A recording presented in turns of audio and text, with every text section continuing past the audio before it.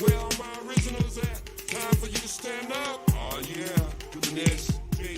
J-Speed, Muhammad without the L-E. Oh yeah, I remember back in the day, New York City, me and my Puerto Rican brother, we got with it. Now why did you choose me? I'm a boxer, who can knock it up on anybody's street. Why my crew, dance to the drummers, to the drummers, to the drummers, to the drummers beat. That's how this shit got started. So why you wait so long? You start your flow, had nothing to say. I'm wiser now, now with a lot on my mind. Oh yeah, y'all done listen to these cats and their asses empty. By the way, who sound gay? If that's your thing, go for what you know. Just keep them fine women out of your video. Be a real motherfucker.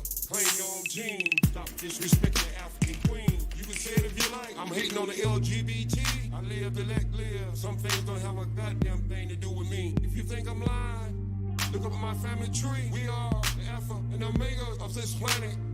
Oh yeah. Your lies are old. The truth is untold. We gave you love, math, and science, civilization. So back the fuck up. Before you make me feel my ancestor. Hard work was wasted. Where all my originals at? Get your respect. Replace that ugly word that you live by, speak by.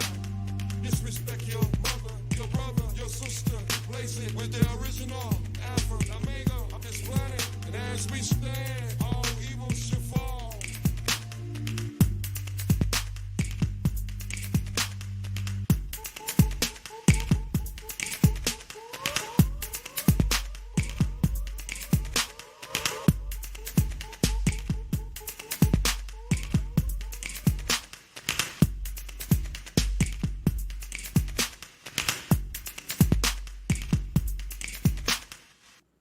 Yeah, I'm gonna let that play till somebody get their ass up in here.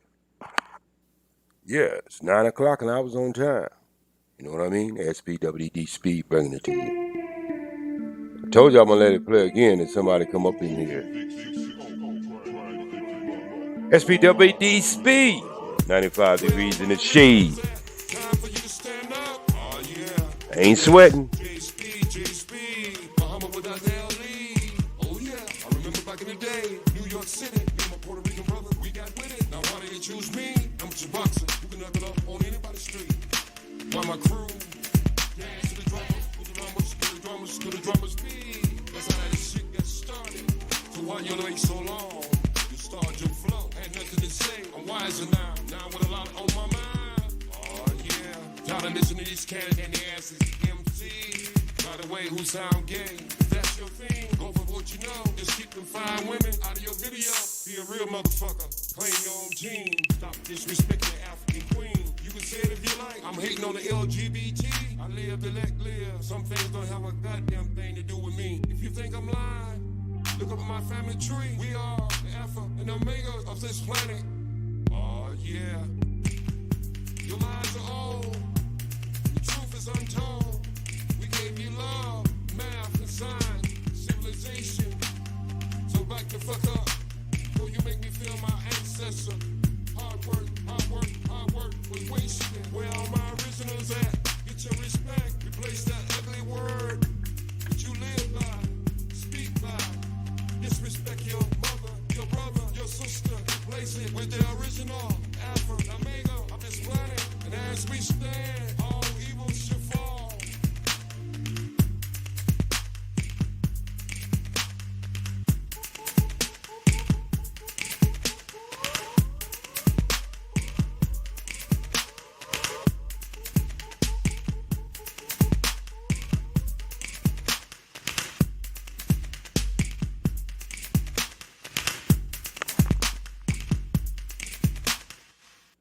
Yeah, sometime I be asking like, where all my people at?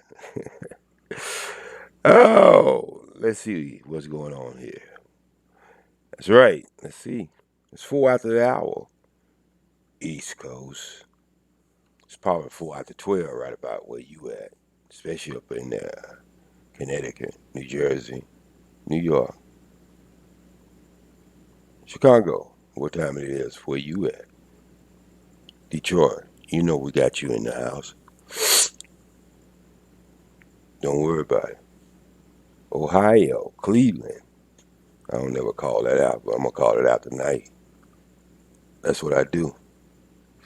I'm serious. You know, sometimes you gotta do what you gotta do. So I'm gonna call them out. Let's go on down to the Macy-Dixie line. That's right. North Carolina, right? South Carolina. Get on down into Florida. Nobody in Florida want to call themselves the South, but you can't get no more. No more. No more. However the hell you supposed to say it. Yeah, I'm gonna talk different.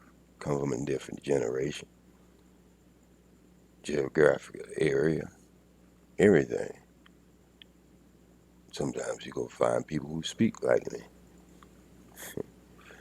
That don't mean their brain don't work as well as yours. Most of the time it works much more well than yours.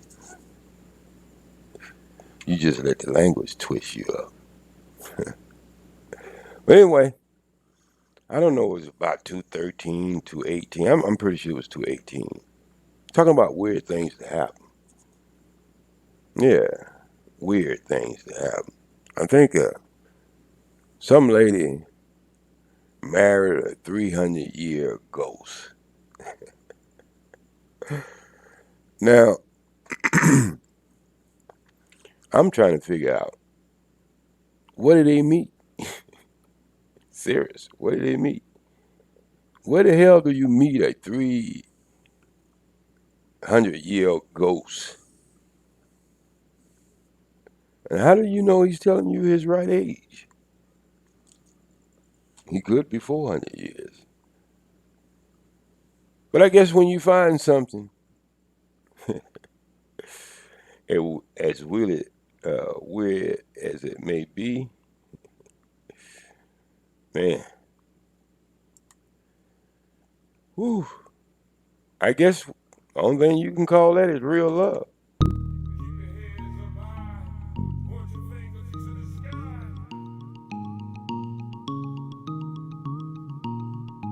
My brother, my brother, my brother. Ain't any reason to be upset. You gotta learn how to have your difference with a little more respect. My sister, my sister. We ain't your child. For a long time, you've been in denial of the things that ails you from being true to yourself. Brothers don't communicate with you, you know he's just wasting his breath. Since I'm taking time to set the tone, grab another sister's hand. Some of you call me OG, but my real name is Eskil Muhammad without the L-E. Yeah, the real champ is here right now, doing the rope-a-dope. Go put some of you sisters under the microscope. I know you ain't gonna like it, but just talking to one last night. Every time I bring up the subject about women bad behavior, she wanted to argue, debate. Damn, she just wanted to fight. Damn, OG is telling true. I can't understand why they just can't listen to a black man. Maybe I should go back into history, find out what's ailing this black woman, knocked her crown on the ground, while a man being shot down in the street, not hung in the tree.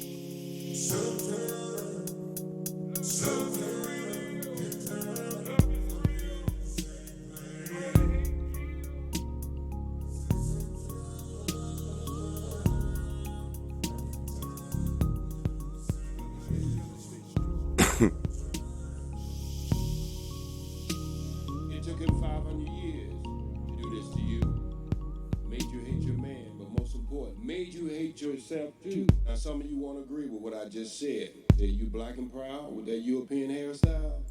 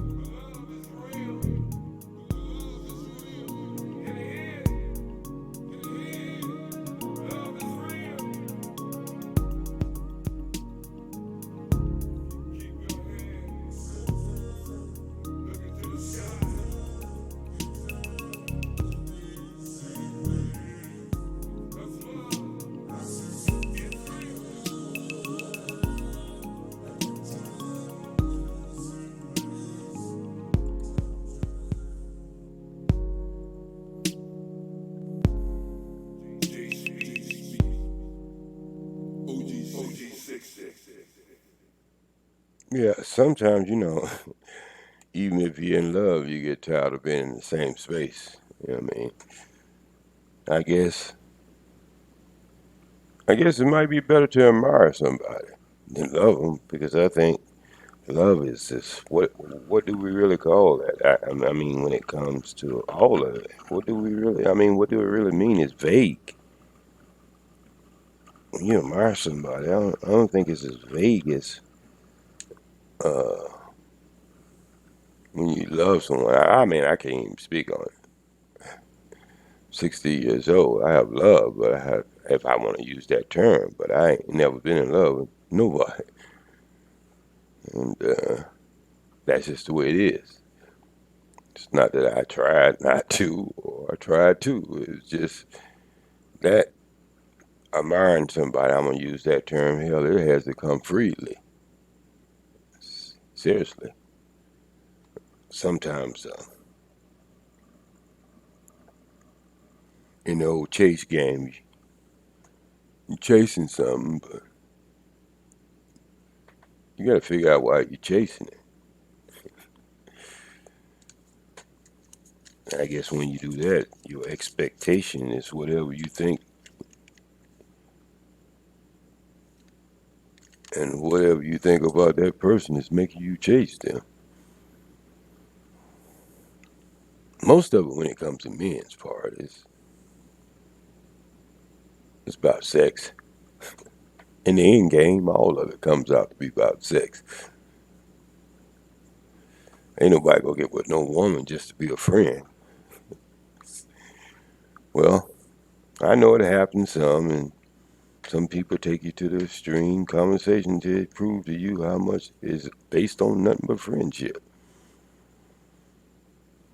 Well, just to even identify that she's a woman, you got to be thinking about some sexual part. You just can't stop at the old navel. She got some stuff below her waist. And sometime or another, you gonna have to think about it. Seriously. So maybe y'all just be friends, but don't believe the man ain't never thought about your private parts in one way or the other. But anyway, that's how life is. A lot of people don't want to be honest about it, but hell, that chase can't be hell. That's one of the things that men have in them naturally. It's in their DNA. The problem is, along with being aggressive and pursuing in the chase game, you're gonna have to be responsible too. Seriously, you have to be. Because that's where all the problems coming in, when you ain't responsible. And what I mean about being responsible, just tell the woman or the man what exactly that you want at the point you want it. I think it works out a lot better. You won't hear that statement that we say sometimes. You changed. Ain't nothing to change when you just tell the truth from the beginning. Seriously, it's not. Just be more honest. Women, you gotta know you're being chased too. But you already know that. See, that's the strange things a lot of guys don't know. And some do know, but a lot of guys don't know. Women do everything they do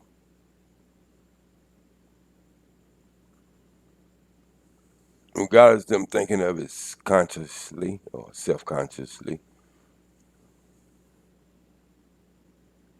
Their whole chase game is to attract. But the only way they really can attract is being the queen in the room. Now, you got a lot of women in the room, but there are certain ones you know are queens in that room. And that's not to say anything bad about the other ones, but when it comes down to it. That's why y'all do so much. By the way, I'm smoking my cigar. I ain't figured it out yet.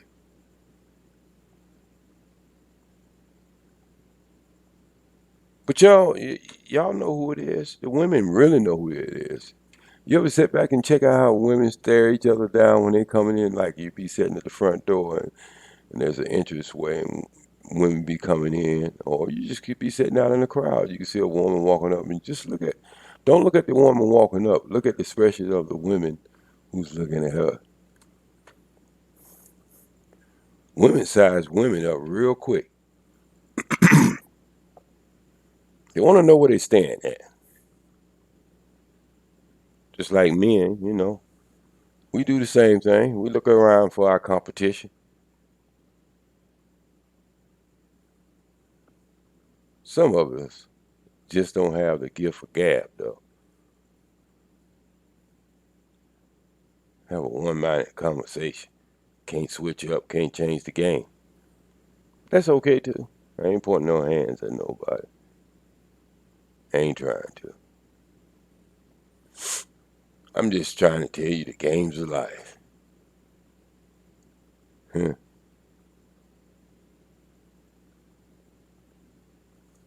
lot of people find out about them anyway. They find out about them too late, though.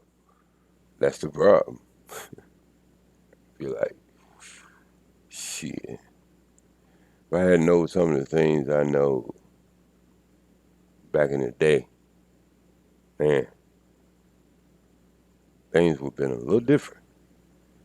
But see, you don't get the replay. You only get the replay on TV. You don't get the replay in real life. Well, getting back to the chase game, people. It's okay. That's only human nature.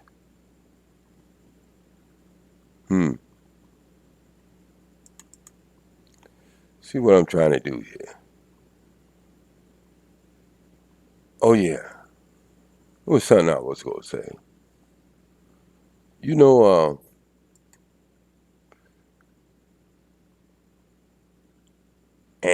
Anne Franklin diary revealed that they were filled with sexual talk and dirty jokes. Now, Anne Franklin, let you look her up and see what she did. I remember one time I asked a person. I don't know why I asked them that. I don't know if I got it from somebody, heard it from someone. I asked this brother one time, I like,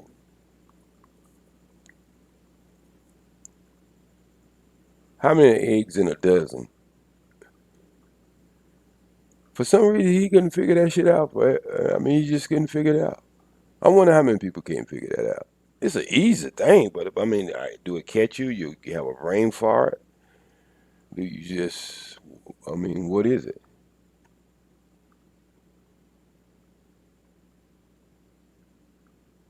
Oh, you can go ahead and say it.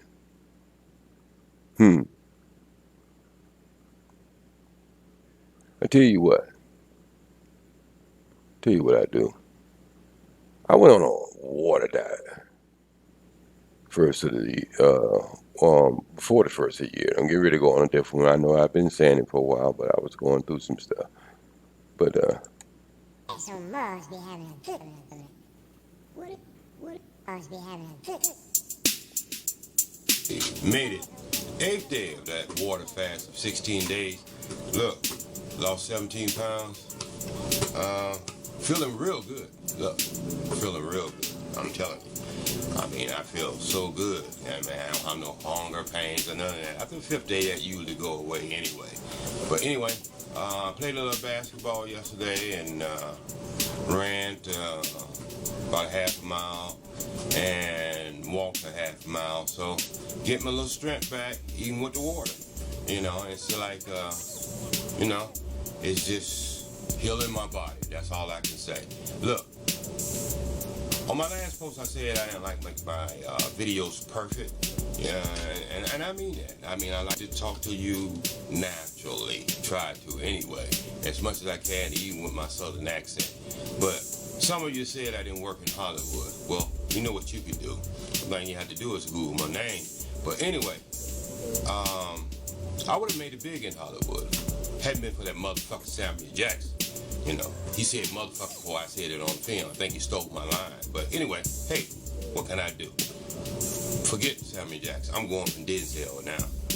Nah, I really like Samuel Jackson. I did some test film work for him back in the 1990s. You know, Panavision, you know, just before he get ready to make a movie, they want to test the film and see if the grains go good with the skin tone. But anyway, just like I say, I played some basketball yesterday, and I'll put some of that in the video.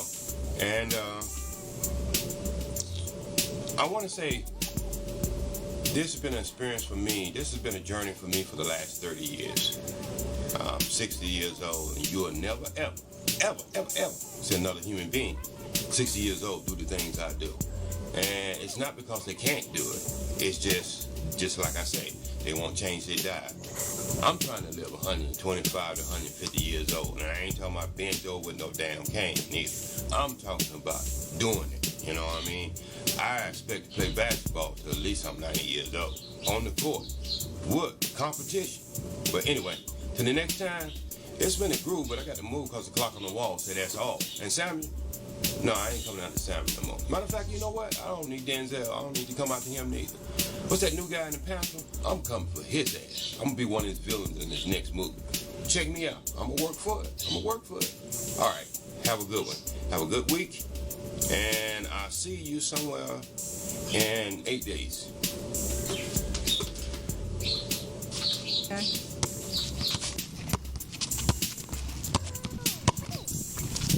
Okay.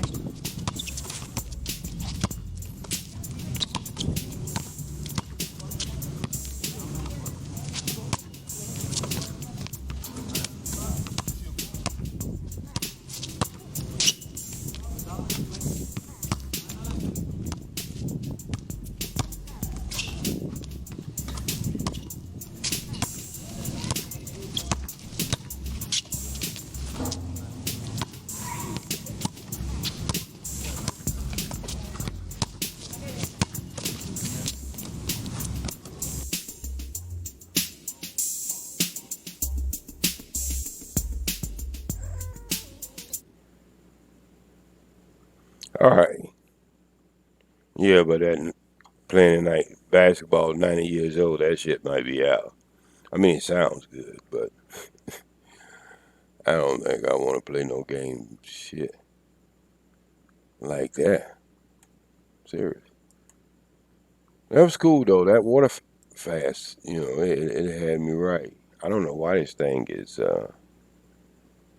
I got good signal. I don't know why it's going around and doing all that old crazy shit. But it's okay. YouTube go do what it's born to do. You know that, right? Regardless of whatever you do, YouTube will go do what it's going to do. That's the way YouTube is. Hey, we got some people in the house. I'm sorry. I was looking at some other things. Another window. And that's why. Oh, Miss Wim in there. Robert Smith. Hey, what's going on? How y'all doing? Let me size this up a little bit. Go ahead and mod everybody up. You know what I mean? That's what I'm trying to do now. So, y'all hold on for a minute. Okay. That's one. Christina got hers. Robert got his. And last but not least, Jones. Francis Jones. Remind me of that song, Me and Mrs. Jones. Man, I wonder how many people that really mess people up listening to that. How many people wives were stolen? Shit. How many babies, fathers out there really ain't the fathers? Shit, it's a lot of things probably happened with that record. So yeah, you have to you have to pay serious attention. Like, cause you like a song, you gotta understand what the hell it's saying too. Cause some of them songs be wow, man. I'm serious. They just be downright wow. Me, Mrs. Jones. If you listen to the whole thing, it's like he know he was wrong. But anyway, shit like that happens, right? Ain't nobody gonna be tripping. But if you get caught up in that, oh man, tell you what, it's gonna be like a rough time. So let's just see what a rough time really is. So even though we face the difficulties of today and tomorrow, I still have a dream. It is a dream deeply rooted in the American dream. For classics. Like, but that's right. When you come in, please hit that like button. Thank you for looking out, Mrs. Jones. Of the hate, it's just the same world technology, just up to date. We trying to make a way, fuck being slave. How we built this country, still like getting paid, living minimum wage. There's so much hate in this world, now it shows face. Amy Till murder at a young age. Rodney King got beat by the LAPD. It's crazy how history repeat like it's new on TV. No protection is served by the police. This world so cold, but my body 98 degrees. Hands up, don't shoot, please. I got a family to feed, change man. I don't live by my criminal history. The list goes on and on and on. Wake up in the morning like what the hell going on?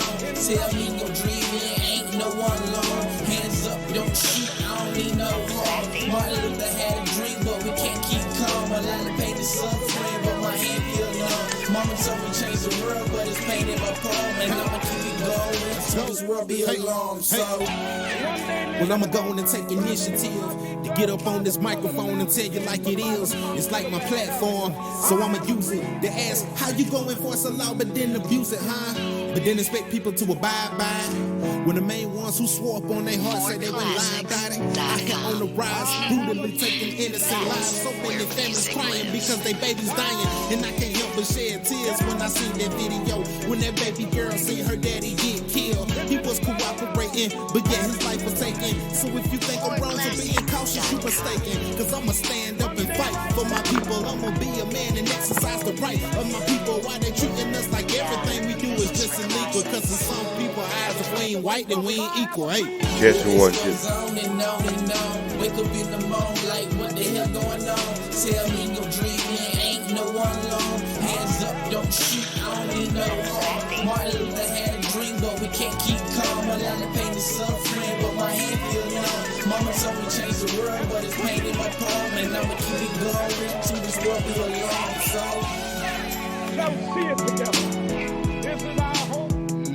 This is the faith that I go back to the South with.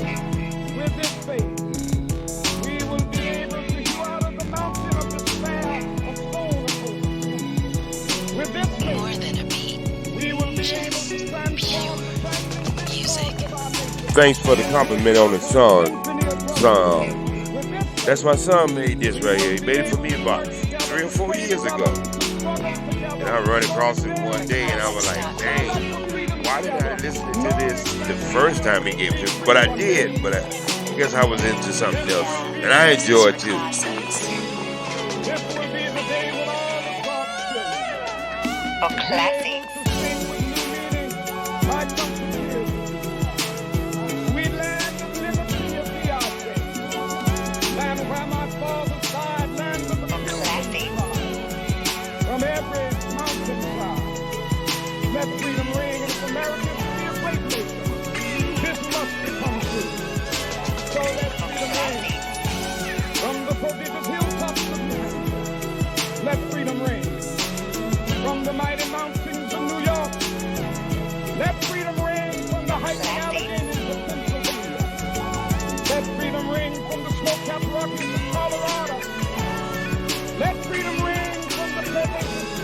California. classic. Not only that, let freedom ring from Stone Mountain of Georgia. Let freedom ring from Lookout Mountain of Tennessee. Let freedom ring from every hill and molehill of Mississippi. From every mountainside. Let freedom ring, and when this happens, when we allow freedom ring, when we let it ring from every village and every hamlet, from every state and every city, we will be able to speed up that day when all of God's children, black men and white men, Jews and Gentiles, Protestants and Catholics, will be able to join hands and sing in the words of the old Negro spiritual, free at last, free at last. God Almighty, we are free at last.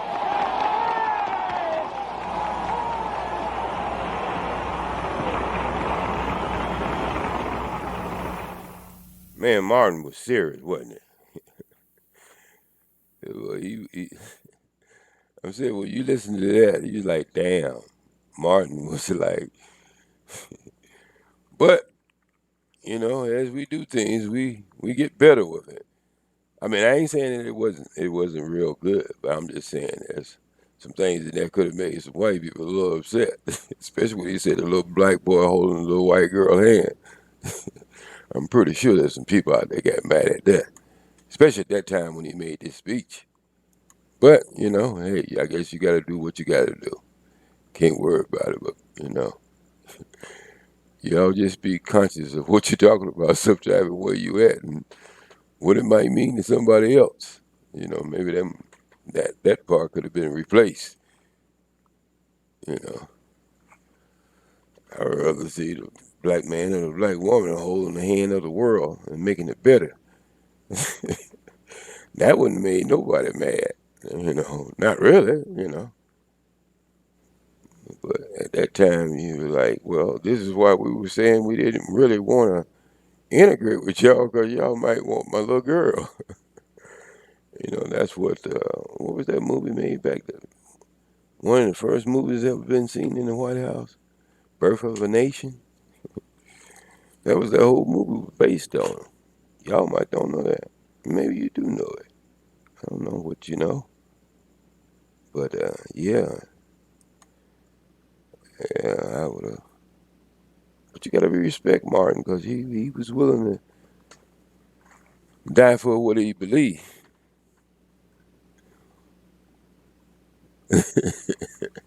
Yeah, I guess, you know, that could be a funny part of a little bit of everything, you know. See, this is why I like when people be listening to stuff and they don't listen to it critical. What it's really saying. That's what I was talking about, that song, Mrs. Jones. I mean, it sounds good, man. I used to two-step sometime, or you can, what we used to call back in them days, slow drag. Yeah, that was cool. But I was just thinking when I was listening to that, that's my son who made that. I was thinking of something. I was saying, if I could really play any kind of music that I really wanted to play, you will see a real serious ass DJ. I'm serious. Probably one of the. I tell you what, I know I've been in the top 5. There wouldn't even been no competition. Now, I mean, you just like to go to clubs. You don't like DJs to talk. You just like DJs to play records. No, I ain't gonna be your style of DJ. See, I'm the kind of DJ when you come in, I'm gonna give you a little personality, not just from the music. I'm gonna give you a personality from speaking to you, you know. And I just wish I could play. I mean, I like playing my own stuff or my children's stuff, but I wish I could play anything that I want, and you'll see the kind of style of music I play, how I talk it on, how I bring certain genres of music and put it together, and it just blends. You know what I mean? It ain't nothing rough about it. It's just blend, and then you put that super voice behind it, because you know, every DJ has a different voice. And that's what makes a great DJ. You got to have a second voice. Like you said, you can see me going in my second voice now, you know. And that's the voice that, you know, you use on the over the air. Anyway, let me see, can I find a song where you can see where like it's like my DJ voice? I mean, let me see, can I find it? Let me see. How's everybody doing tonight anyway? You know, I hope you're doing well. Hope you had a good day. I just sat back and meditated today. I really didn't do anything today. Here it is. Now sit back and see my style of my voice to go with my music. How I get the crowd, bring the crowd in, being like a family. Check this out. LABS, like a boss studio. This is lovely sounds of SPWD speed, bringing it to you live. 95 degrees in shade, table sweat. Come on, get it, come on with it. Call this one a new sign. Motivate positivity. Here we go.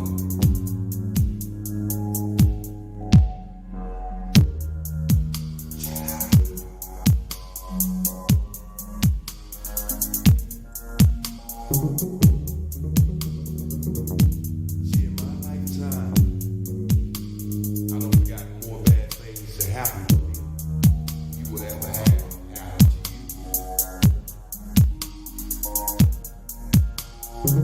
My whole mission is to motivate you, not frustrate you. Yeah, I get that a lot. People be saying that my voice sound like Samuel Jackson sometimes.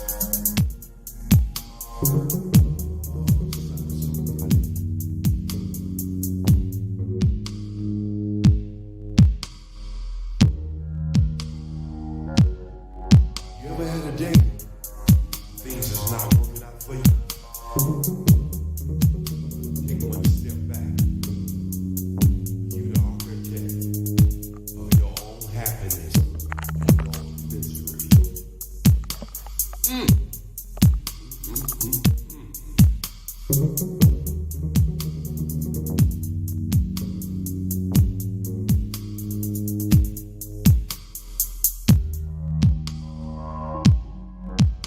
See, you gotta be in it to win it.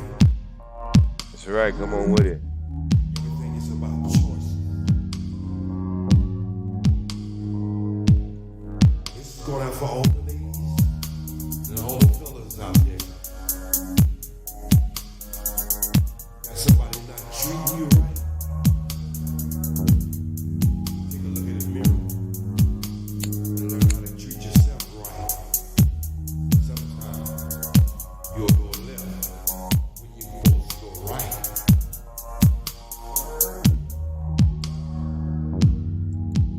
Straighten yourself.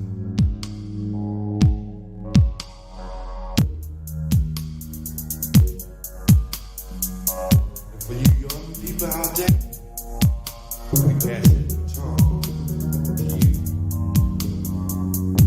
And you gotta take it and run with it. Here we go.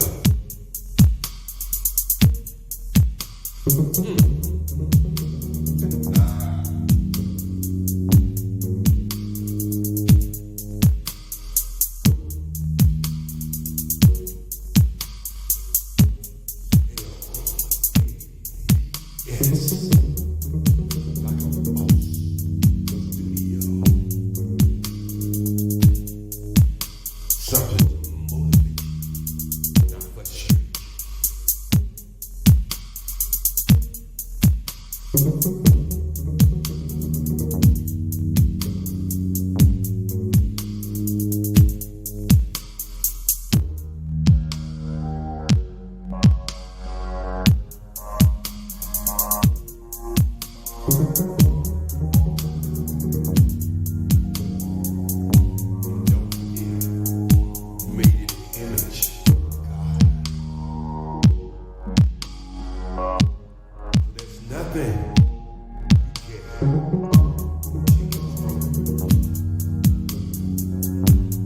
Well, thank you for that compliment, Miss Williams. I'm on with it. Francis Jones, too. Thank you for that. For saying you think I'm real talented. Thank you for that.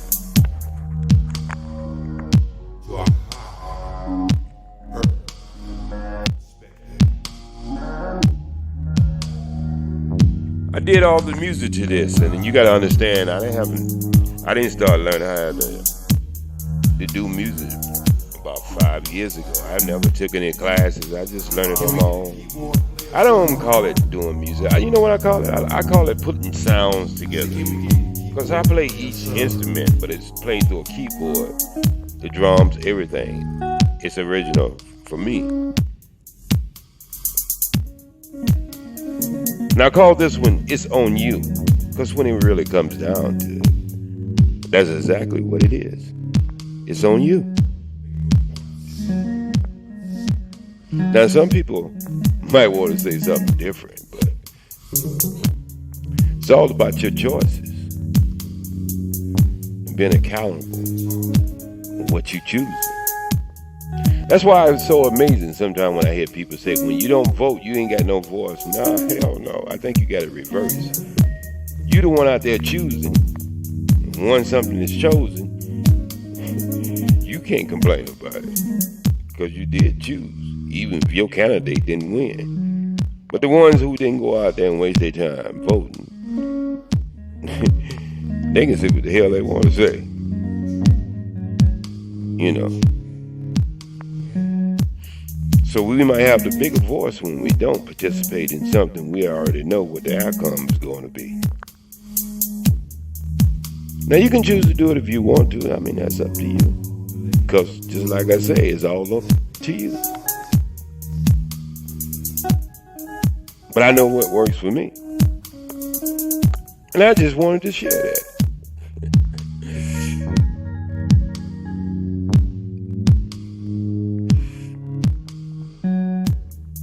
Thank you, Mr. Smith.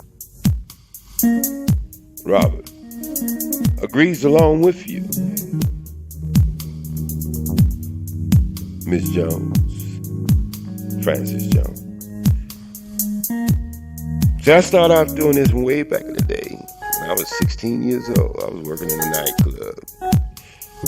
Now, you know that was against the law. I was supposed to be 21, but, you know, it had something to do with me carrying myself in a certain kind of way. See, my dad had me at 50, and everybody I hung around that he hung around was over 50 by the time I was 5 years old. So I had a different way of thinking. It's okay. It's okay. You know, however you raised, as long as you turn out good. I mean, there's some specific things we can do to make it better. That's like being a good parent, you know what I mean? Because our children are our future. Like or dislike what they're doing, they're still our future. So you can't be complaining about them too much. You gotta encourage them. The best encouragement for any mankind or womankind is being the example. Don't expect your children to do anything greater than you when you're not doing the greatest you can do for yourself. And that's including me too. That's just the way it is. SPWDD, Speed, breaking it to you. Now, see, I'm even trying to make myself sound good on this head mic, which I know is not quality to even be broadcasting, but that's just the way it is right about now. I feel like I want to go back in my studio. I mean, I could go back in it. I just got to go back and set everything back up again. It's okay. I hope everybody's enjoying this. I'm doing this for you. That's right. And doing it for myself too. I hate when people don't tell the whole truth. And that ain't including me. 9:45. 15 to the hour of 10. Man, it's got to be close to 1 o'clock in the East Coast. SP. WED, bringing it to you live.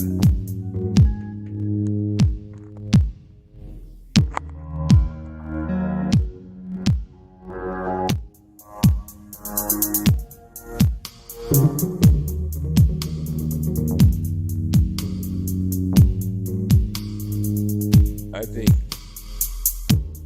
it seems the same team but different faces. Yeah, on that voting situation. You're right. Hey, Dick Gregory used to always say, you got a bird with two wings. Both of them still connected. So regardless of what you think you might be getting, you're getting something totally different.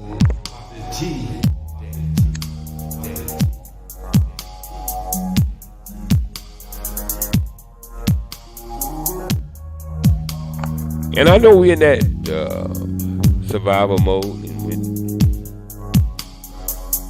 And when you're in survival mode, you get a couple get out of jail free cards. So there's certain things you can do and keep doing them, and we ain't gonna hold against you. Texas, it's 11:46. Yeah. See, right about now is when that last little bit of melatonin. That's what we're gonna talk about in this segment right here. We're gonna talk about how important melatonin is. You're born with it, it's in your DNA, but you get a certain dose of it when you go to bed at a certain time, and you stay in bed to that certain time, and which I didn't make it that tonight, but that's from like about 9 to 12. That's when it's really hitting you. And especially if you already got it, it works on a lot of things in your body. It don't just work on your skin and keeping you young, but it works on other things too, because it's your whole makeup.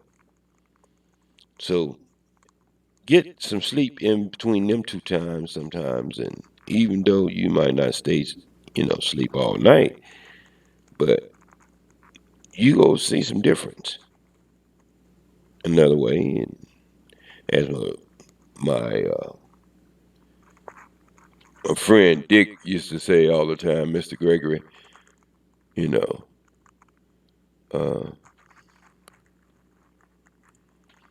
water on this planet is a blessing. Could y'all see what we could do? I mean, what it would be like not to have water on the planet? I think the human race would probably die off in the first 5 years. Even when we started off right now, there was no more water on this planet, just disappeared. The whole entire race would probably live, the whole planet, a race of people would die off less than 5 years. Just think about that. How much a blessing the water is. As y'all say, water. I say water because that's what they said in North Carolina. And Atlanta too. But let's just show you some things that we take for granted. Because you get to a certain age and people have to almost force you to drink water. I ain't pointing fingers. I'm just telling you what we do. Just to give you a little thought on it. Maybe you can increase your water intake a little bit, Keep yourself some of that HO2 in your body.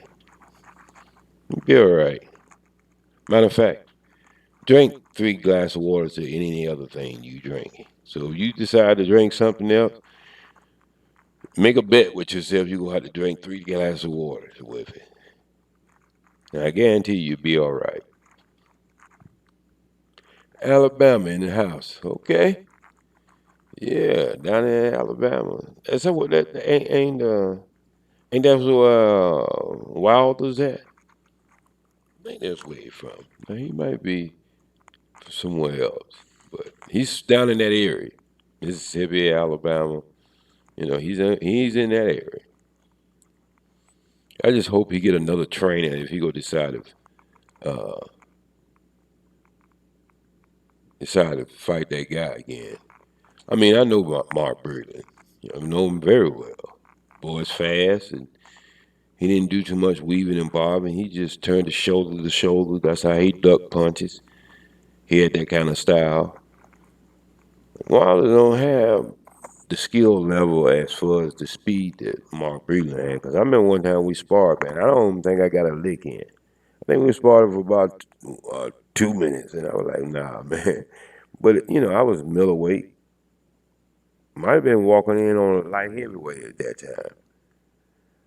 And, the bigger your weight is, the slower your jabs and stuff like that. And them little guys ain't in them like 115, 125.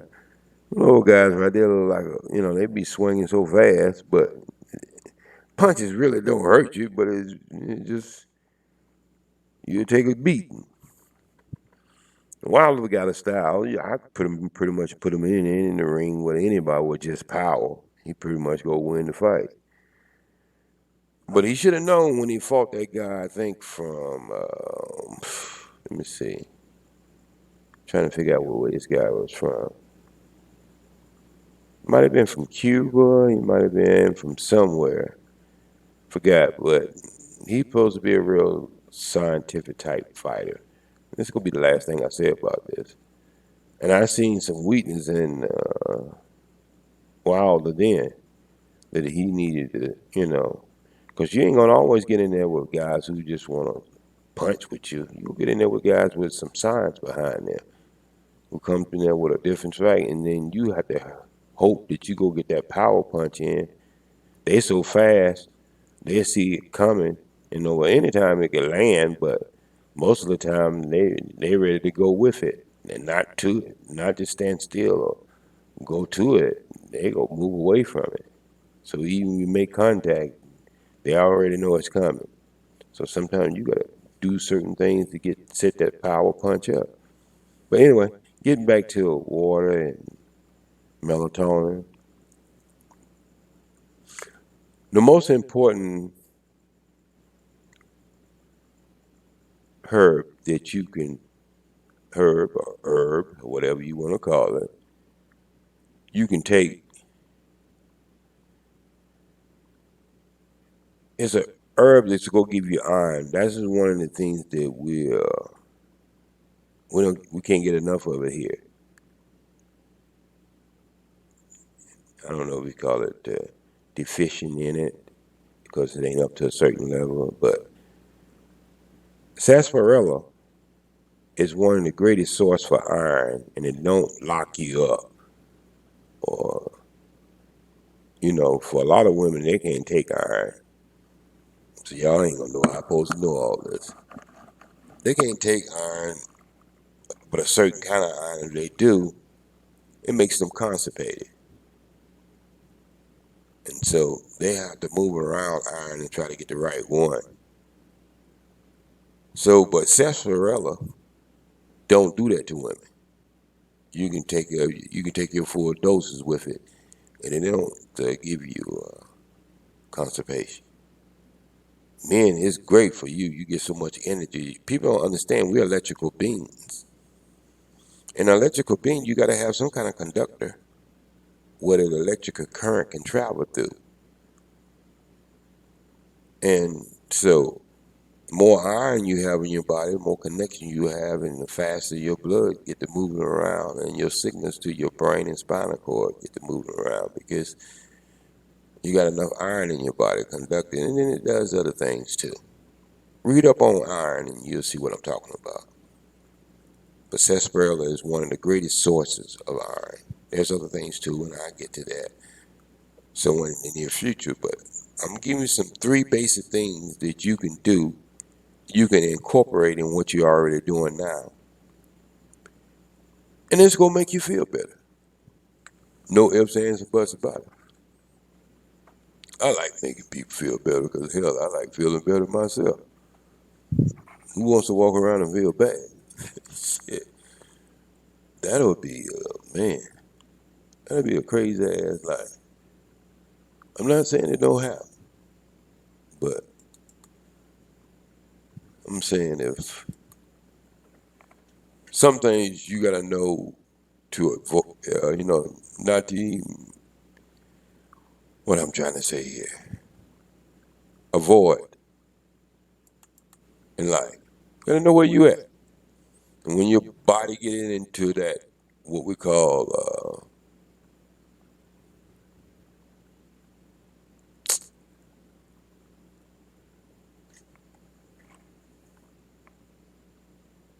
as the Godfather says, he says it in a different way, but it comes out to the same thing. It's all on you. Godfather say, you got to do your thing. And you got to get down too.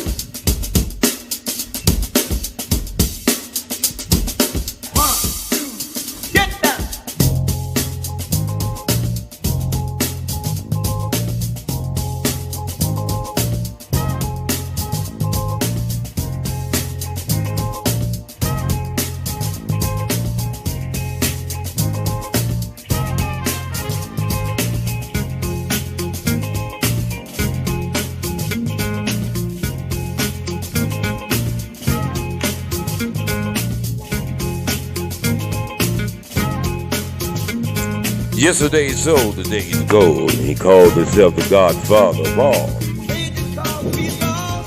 The hardest working man in show business. That's what he was known for.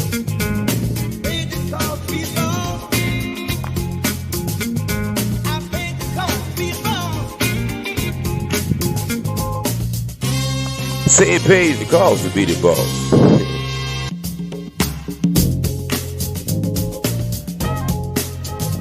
What Miss Williams said.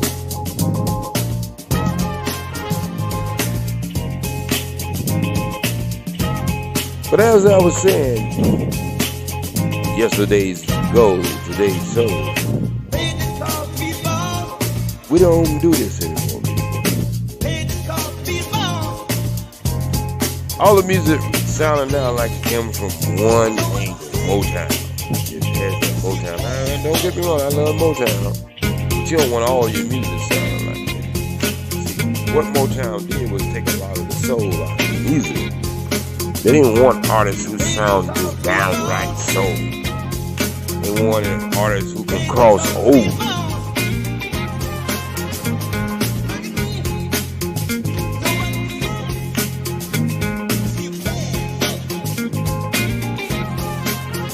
But see, he did his own thing.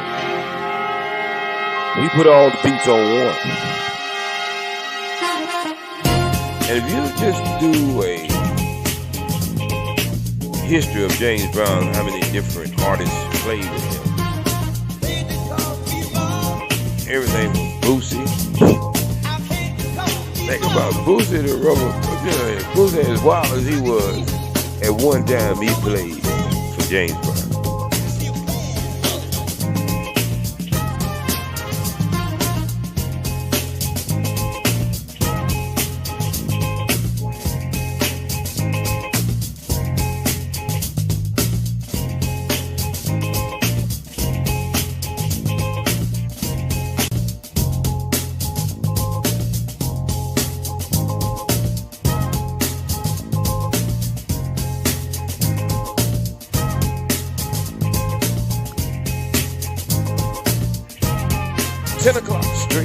West Coast time, Midwest. It's 12 o'clock for you, huh? East Coast.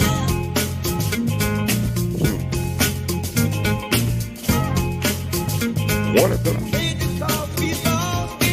If you're still around, or you listen to this in the future, it's gonna be the same thing.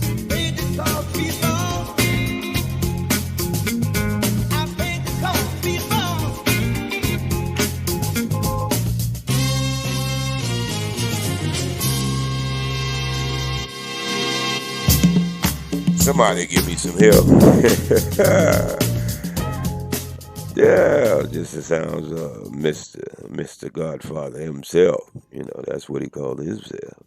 Well, I don't think he started that off. I think somebody gave him that nickname.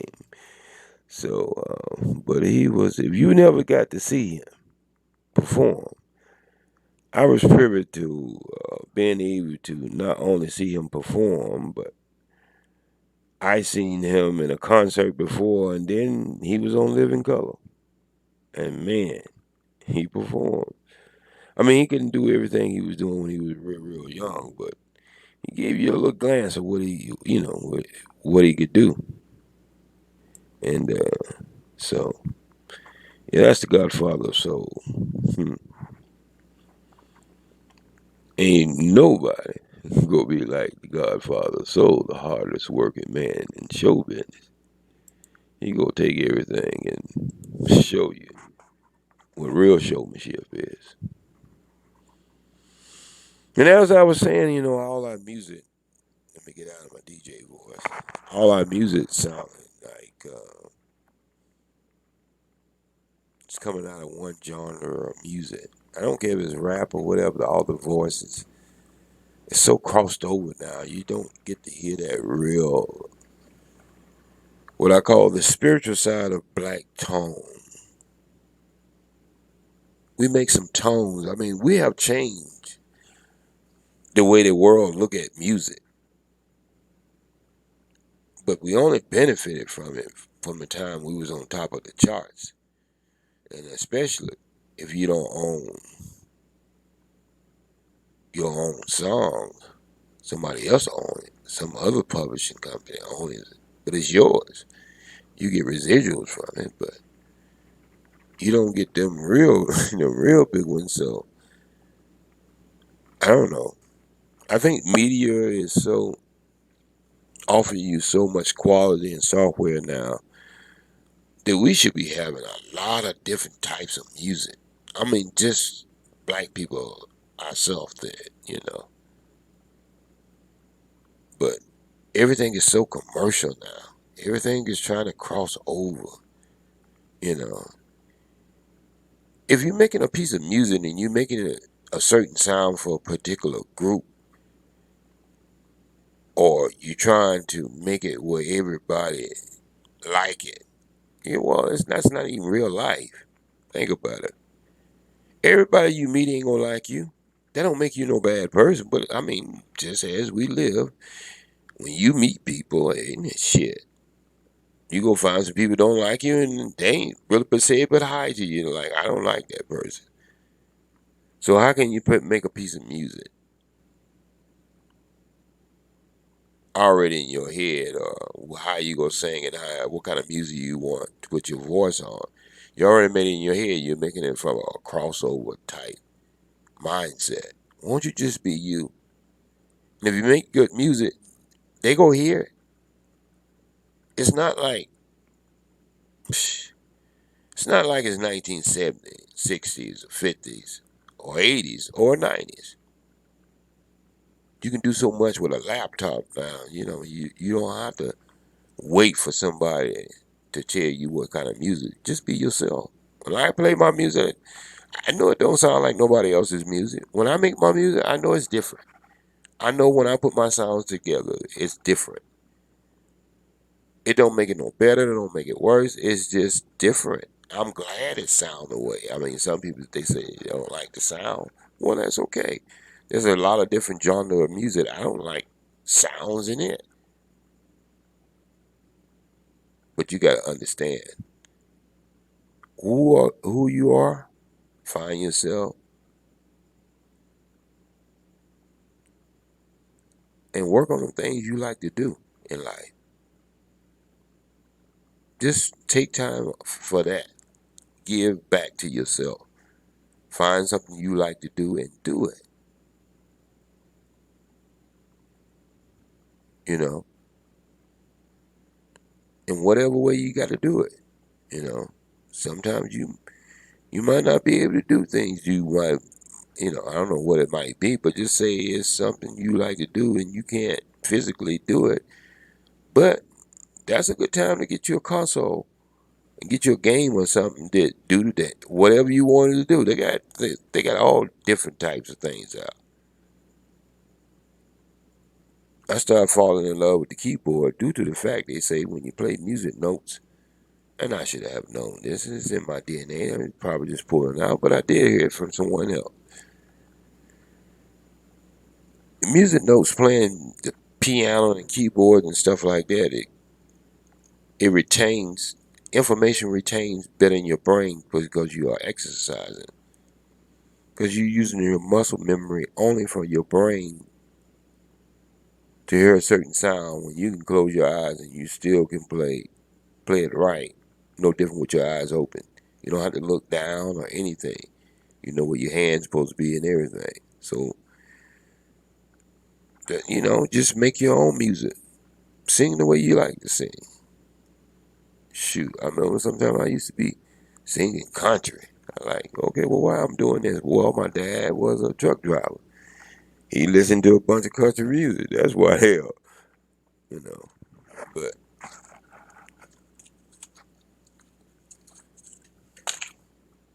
just enjoy your life. I guess that's what I'm saying.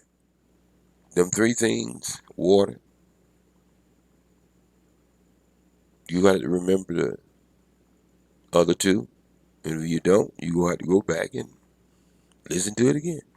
Cause I ain't gonna tell you again. So that's a good thing and a bad thing. Bad thing you have to go back, but the good thing for me is you get to go back and listen to it again. Just like I said, I hope you're enjoying yourself. I'm just sitting here doing what I'm doing. Ain't nothing special. I told you this channel more gonna be about, family. We get in, we go act just like we do when we have a family gathering. Sometimes I have to open up them big old lips to get that sound to come out right. But yeah, that's what it's gonna be. And sometimes we go get into issues that might not want to hear. But if I put something on the content, there's a reason why I did it. I know it's gonna help somebody. And just because you don't want to hear something, that don't mean it won't help you. Seriously.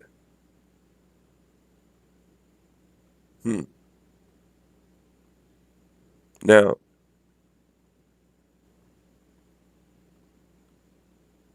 I'm gonna play something. And I usually don't break things up like this, but I think this is so important not leading to it, but following up on what I was talking about earlier. But it's on you. So check this out. It's gonna be different. You're not gonna expect this, but check this out.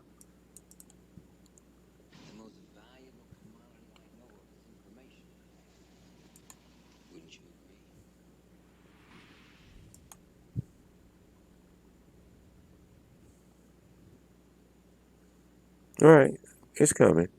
Don't worry.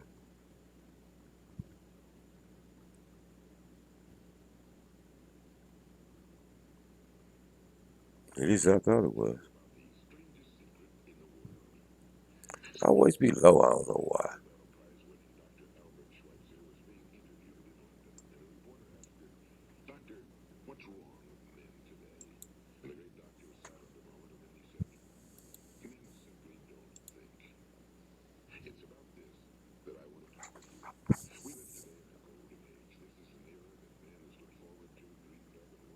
I gotta go cut this up. Then I might start it over. I don't know.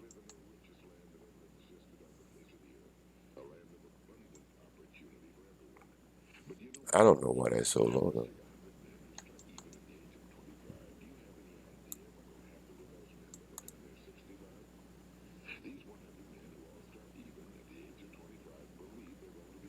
Something's wrong. Oh, I know what it is. Sorry about that, people. I will start it over. All right, so I started over. I know exactly what it is. I started with something else, but it wasn't that. So what I'm gonna do, I'm gonna start this back over. All right, and I know exactly what's wrong with it because I was coming out the James Brown thing, and then what I did was cut everything down. So I need to cut everything back up. But before I blow your ears out, I'm gonna have to go back in settings and stop it from being so loud, because now I don't cut it up too loud. And so give me a second so I can do that. Put it back. Damn, I went way down. Let me go back up. So half of y'all should be about sleep now. I think I ain't going to sleep, but I'm trying to put this back where it's supposed to be at. And it ain't working out the way I want it to be. So what I'm gonna do, I'm gonna put 1.00 and then push enter and see what happens. I tell you what happened. Nothing. I don't know why I don't let. This is one of the things I don't like about OBS. Some of the things, it's a free piece of software, but some of the things is just not user friendly. It's time consuming, to get something to do something simple. And you should be able to just click on it and then just say you want to use the default. You should be able to go straight back to the default, because what I'm trying to get is 1.0. That's what I'm trying to do, but it's doing what it want to do. But anyway, I was saying, most of you should be asleep now, especially, if you done had a long week, and some of you might be out there partying, and you're not even going to listen to this sometime tomorrow. But give me about 10 more seconds, and I have this about straight now. So, this is really the part I don't like about this software. That exactly what I'm doing now. It's like, why? Now I got it exactly where I need to have it at. Okay, so sit back and listen to this. It's about 30 minutes. But if you're having financial problems or any kind of problems in making goals or anything, trying to help your situation, just listen to this for a minute. I think it's a little motivation. So tell me what you think in the chat. The most valuable commodity I know of is information. Wouldn't you agree?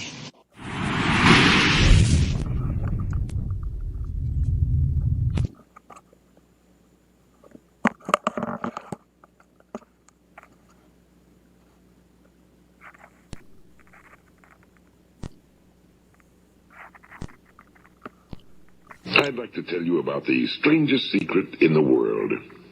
Some years ago, the late Nobel Prize-winning Dr. Albert Schweitzer was being interviewed in London, and a reporter asked him, "Doctor, what's wrong with men today?"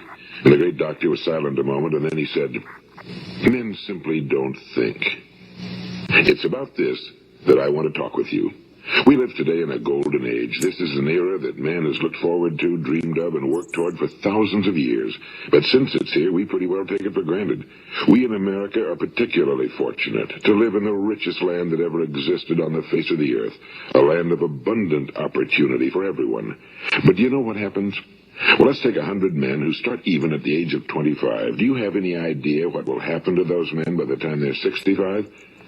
These 100 men who all start even at the age of 25 believe they're going to be successful. If you asked any one of these men if he wanted to be a success, he'd tell you he did. And you'd notice that he was eager toward life, that there was a certain sparkle to his eye, an erectness to his carriage, and life seemed like a pretty interesting adventure to him.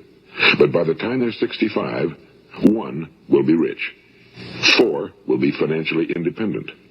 5 will still be working. 54 will be broke. Now think a moment. Out of the 100, only 5 make the grade. Now why do so many fail? What has happened to the sparkle that was there when they were 25? What's become of the dreams, the hopes, the plans? And why is there such a large disparity between what these men intended to do and what they actually accomplished? When we say about 5% achieve success, we have to define success. And here's the best definition I've ever been able to find. Success is the progressive realization of a worthy ideal. If a man is working toward a predetermined goal and knows where he's going, that man is a success. If he's not doing that, he's a failure. Success is the progressive realization of a worthy ideal. Rollo May, the distinguished psychiatrist, wrote a wonderful book called Man's Search for Himself. And in this book he says, the opposite of courage in our society is not cowardice. It is conformity. And there you have the trouble today. It's conformity, people acting like everyone else without knowing why, without knowing where they're going. Now think of it. In America right now, there are over 18 million people 65 years of age and older. And most of them are broke. They're dependent on someone else for life's necessities.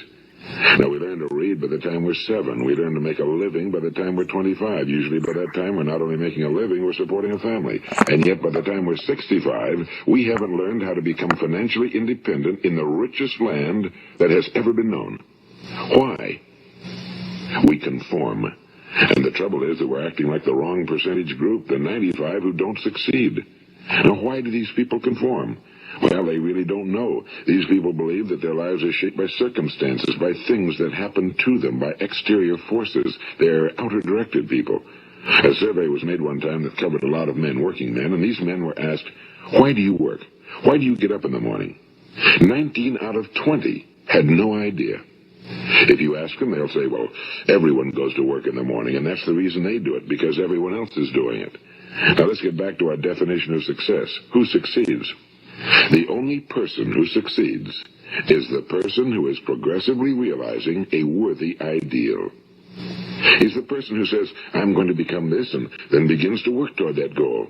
I'll tell you who the successful people are. A success is the school teacher who's teaching school because that's what he or she wants to do. The success is the woman who's a wife and mother because she wanted to become a wife and mother and is doing a good job of it. The success is the man who runs the corner gas station because that was his dream. That's what he wanted to do. The success is the successful salesman who wants to become a top-notch salesman and grow and build with his organization. A success is anyone who is doing deliberately a predetermined job because that's what he decided to do deliberately. But only 1 out of 20 does that. That's why today there isn't really any competition unless we make it for ourselves. Instead of competing, all we have to do is create. You know, for 20 years, I looked for the key which would determine what would happen to a human being. Was there a key I wanted to know which would make the future a promise that we could foretell to a large extent? Was there a key that would guarantee a person's becoming successful if he only knew about it and knew how to use it? Well, there is such a key, and I've found it. Have you ever wondered why so many men work so hard and honestly without ever achieving anything in particular, and others don't seem to work hard and yet seem to get everything? They seem to have the magic touch. You've heard them say that about someone. Everything he touches turns to gold. And have you ever noticed that a man who becomes successful tends to continue to become successful? And on the other hand, have you noticed how a man who's a failure tends to continue to fail? Well, it's because of goals. Some of us have goals, some don't. People with goals succeed because they know where they're going. It's that simple. Think of a ship leaving a harbor, and think of it with the complete voyage mapped out and planned. The captain and crew know exactly where it's going and how long it'll take. It has a definite goal. Now, 9,999 times out of 10,000, it will get to where it started out to get. Now, let's take another ship, just like the first, only let's not put a crew on it or a captain at the helm. Let's give it no aiming point, no goal, no destination. We just start the engines and let it go.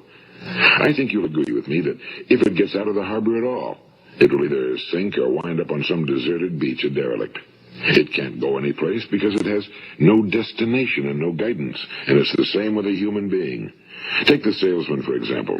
There's no other person in the world today with the future of a good salesman. Selling is the world's highest paid profession, if we're good at it and if we know where we're going.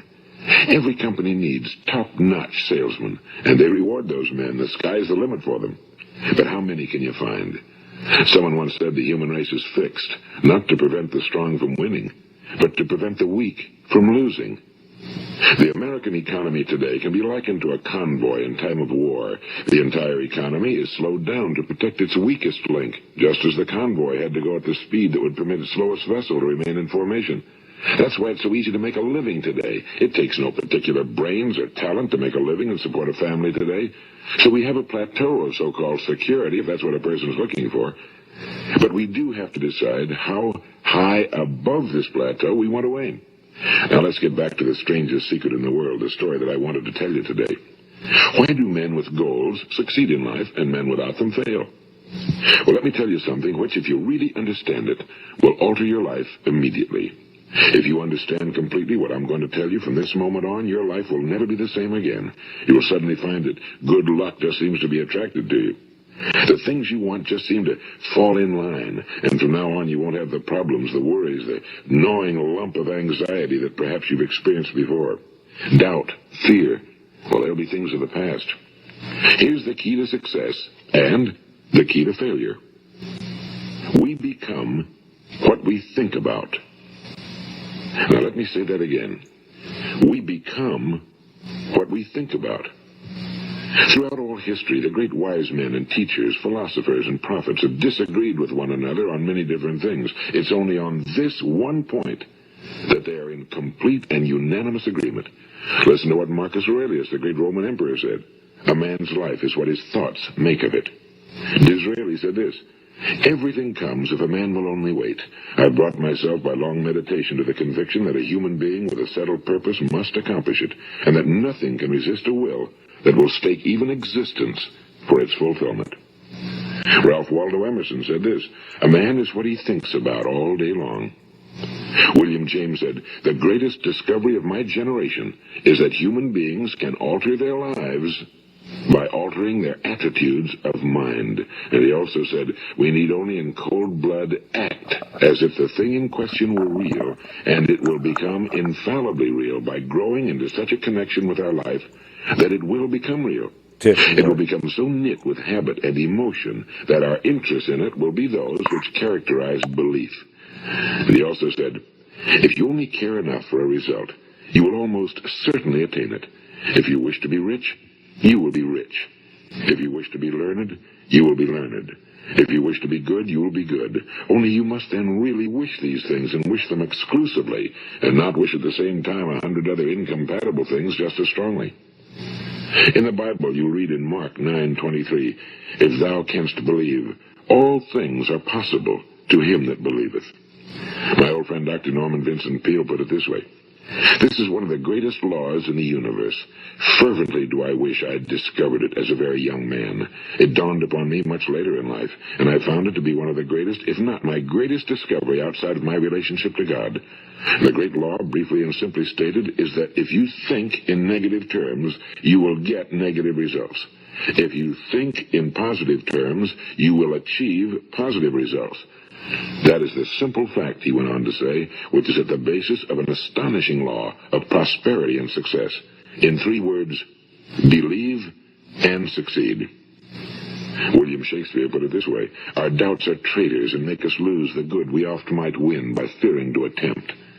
George Bernard Shaw said, people are always blaming their circumstances for what they are. I don't believe in circumstances. The people who get on in this world are the people who get up and look for the circumstances they want, and if they can't find them, make them. Well, it's pretty apparent, isn't it? And every person who discovered this for a while believed that he was the first one to work it out. We become what we think about. Now, it stands to reason that a person who's thinking about a concrete and worthwhile goal is going to reach it, because that's what he's thinking about, and we become what we think about. Conversely, the man who has no goal, who doesn't know where he's going, and whose thoughts must therefore be thoughts of confusion and anxiety and fear and worry, becomes what he thinks about. His life becomes one of frustration and fear and anxiety and worry. And if he thinks about nothing, he becomes nothing. Now, how does it work? Why do we become what we think about? Well, I'll tell you how it works as far as we know.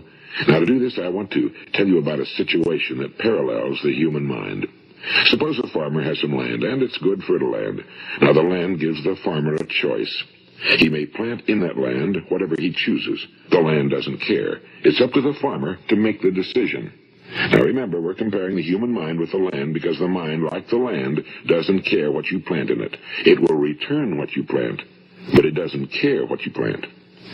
Now let's say that the farmer has two seeds in his hand. One is a seed of corn, the other is nightshade, a deadly poison. He digs two little holes in the earth and he plants both seeds, one corn, the other nightshade. He covers up the holes, waters, and takes care of the land, and what will happen? Invariably, the land will return what's planted. As it's written in the Bible, as ye sow, so shall ye reap. Now remember, the land doesn't care. It'll return poison in just as wonderful abundance as it will corn. So up come the two plants. One corn, one poison. Now the human mind is far more fertile, far more incredible and mysterious than the land, but it works the same way. It doesn't care what we plant. Success, failure. A concrete, worthwhile goal, or confusion. Misunderstanding, fear, anxiety, and so on. But what we plant, it must return to us. You see, the human mind is the last great unexplored continent on Earth. It contains riches beyond our wildest dreams. It will return anything we want to plant. Now, you might say, well, if that's true, why don't people use their minds more? Well, I think they figured out an answer to that one, too. Our mind comes as standard equipment at birth. It's free, and things that are given to us for nothing we place little value on. Things that we pay money for, we value. The paradox is that exactly the reverse is true. Everything that's really worthwhile in life came to us free. Our minds, our souls, our bodies, our hopes, our dreams, our ambitions, our intelligence, our love of family and children and friends and country, all these priceless possessions are free. But the things that cost us money are actually very cheap and can be replaced at any time. A good man can be completely wiped out and make another fortune. He can do that several times. Even if our home burns down, we can rebuild it. But the things we got for nothing, we can never replace. The human mind isn't used because we take it for granted. Familiarity breeds contempt. It can do any kind of job we assign to it, but generally speaking, we use it for little jobs instead of big, important ones. Universities have proved that most of us are operating on about 10% or less of our abilities. So decide now, what is it you want? Plant your goal in your mind. It's the most important decision you'll ever make in your entire life. What is it you want? Do you want to be an outstanding salesman? A better worker at your particular job? Do you want to go places in your company? In your community? Do you want to get rich? All you've got to do is plant that seed in your mind, care for it, work steadily toward your goal, and it will become a reality. It not only will, there's no way that it cannot. You see, that's a law, like the laws of Sir Isaac Newton, the laws of gravity. If you get on top of a building and jump off, you'll always go down. You'll never go up. And it's the same with all the other laws of nature. They always work. They're inflexible. Think about your goal in a relaxed, positive way. Picture yourself in your mind's eye as having already achieved this goal.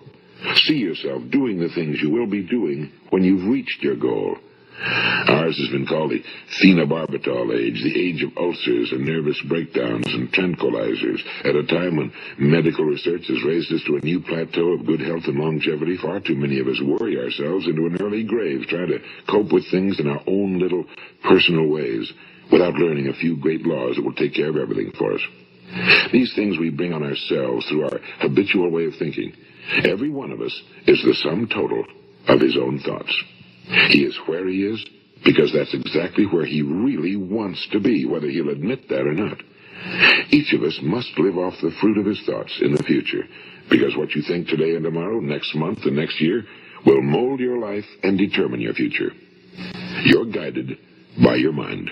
I remember one time I was driving through eastern Arizona, and I saw one of those giant earth-moving machines roaring along the road at about 35 miles an hour with what looked like 30 tons of dirt in it. A tremendous, incredible machine.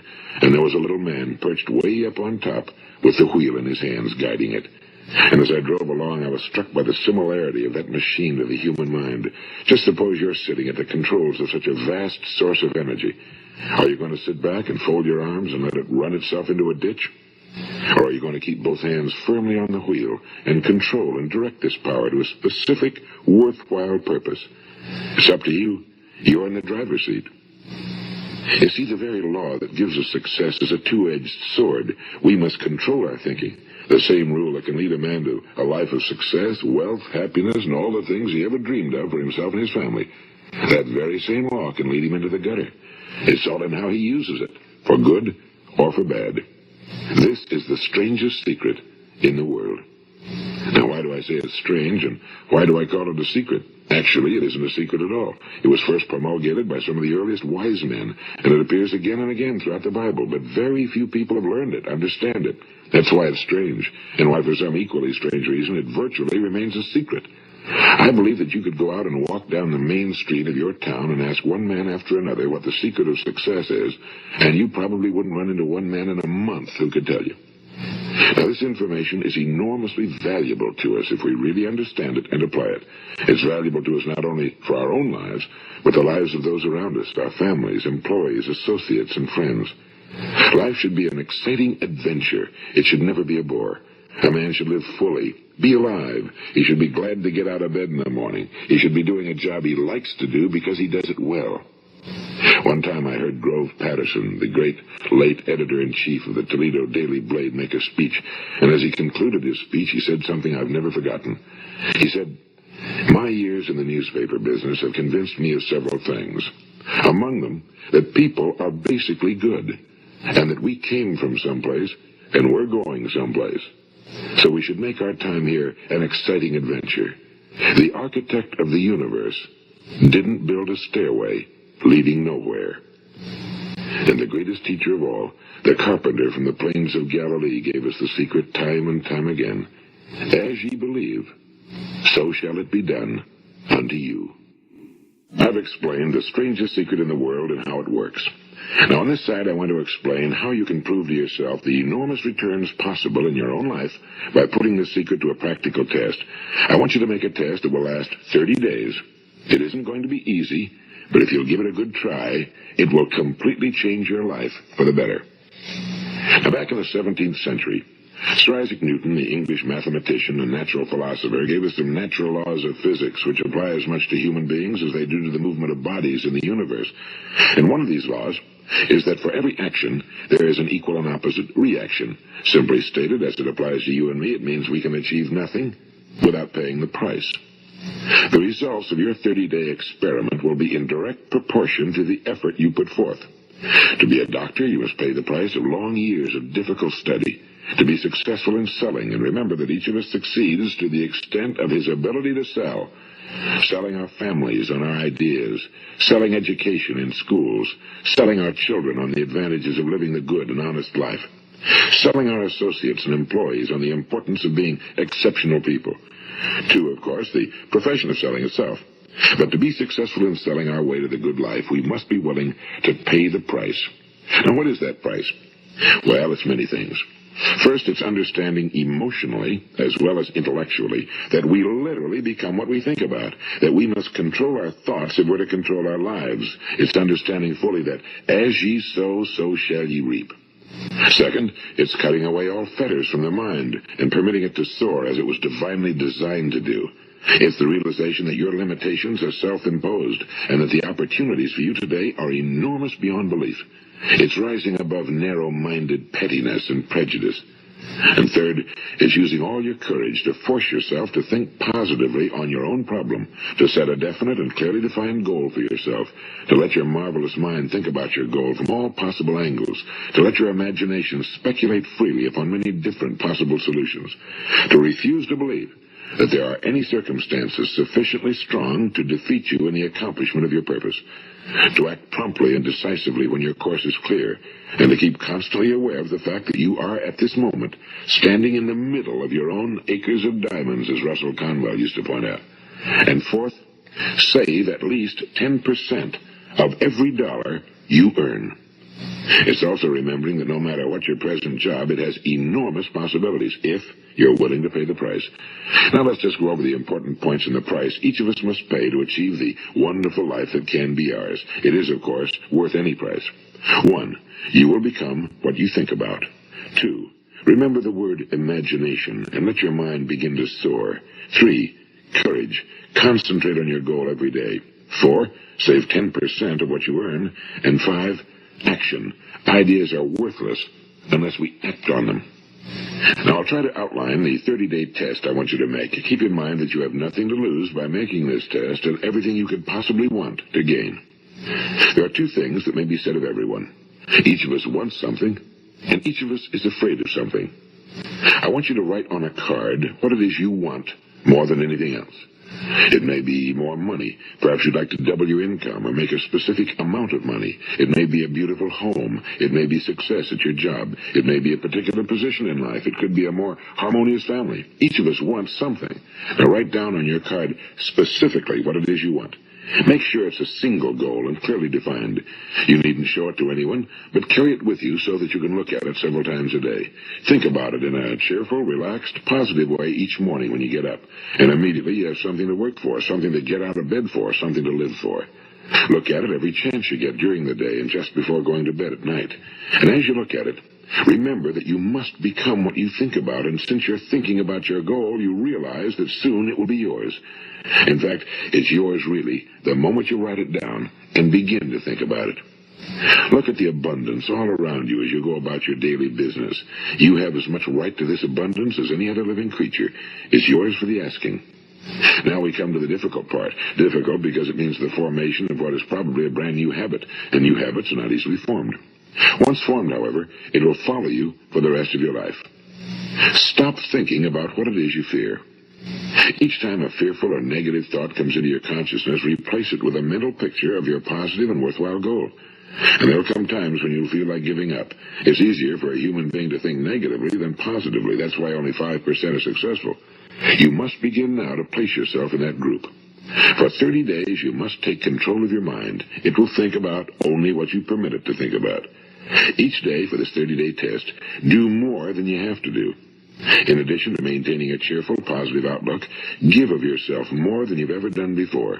Do this knowing that your returns in life must be in direct proportion to what you give. The moment you decide on a goal to work toward, you're immediately a successful person. You are then in that rare and successful category of people who know where they're going. Out of every 100 people, you belong to the top 5. Don't concern yourself too much with how you're going to achieve your goal. Leave that completely to a power greater than yourself. All you have to do is know where you're going. The answers will come to you of their own accord and at the right time. Remember these words from the Sermon on the Mount, and remember them well. Keep them constantly before you this month of your test. Ask, and it shall be given you. Seek, and ye shall find. Knock, and it shall be opened unto you.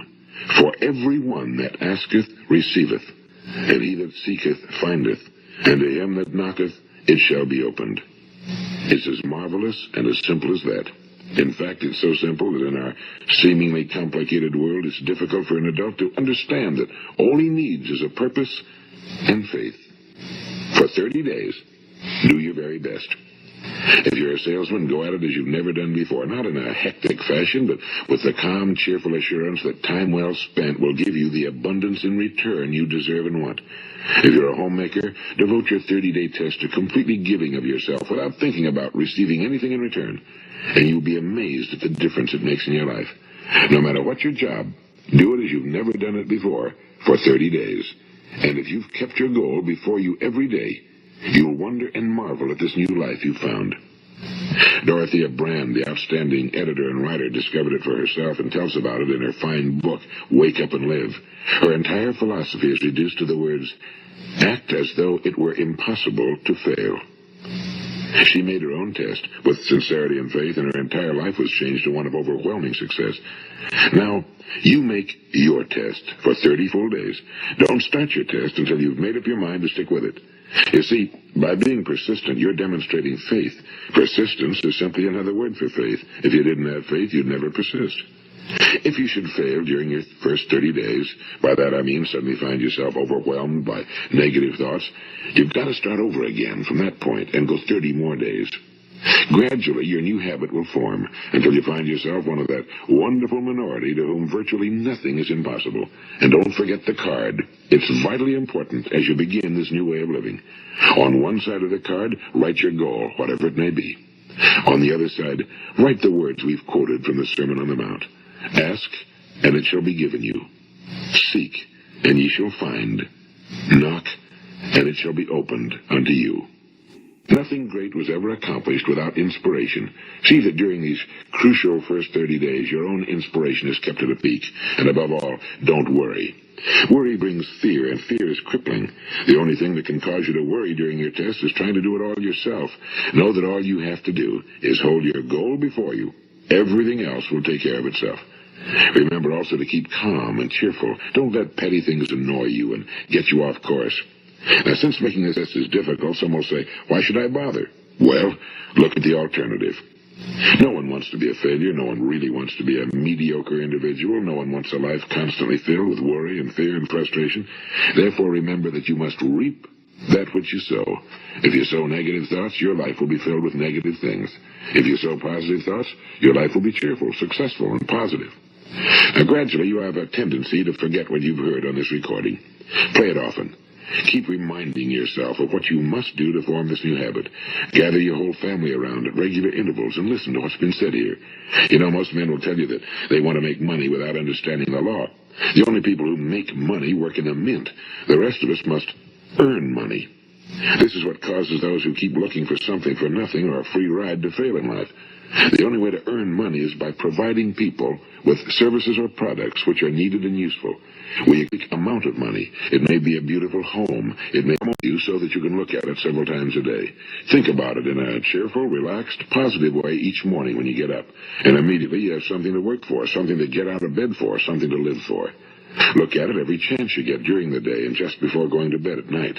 And as you look at it, remember that you must become what you think about, and since you're thinking about your goal, you realize that soon it will be yours. In fact, it's yours really, the moment you write it down and begin to think about it. Look at the abundance all around you as you go about your daily business. You have as much right to this abundance as any other living creature. It's yours for the asking.